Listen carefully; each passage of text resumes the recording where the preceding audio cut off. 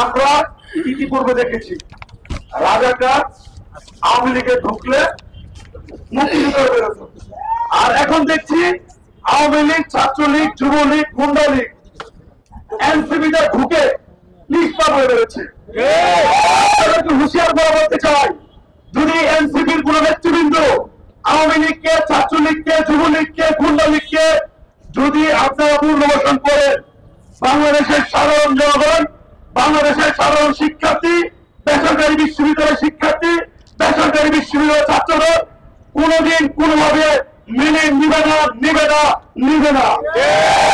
প্রিয় শিক্ষার্থী বন্ধুগণ, প্রাণেশিয়া বিশ্ববিদ্যালয়ের কর্তৃপক্ষ পারভেজ হত্যাকাণ্ডের পরে তাদের কি ভূমিকা ছিল তা নিয়ে আমাদের মধ্যে প্রশ্ন জেগেছে।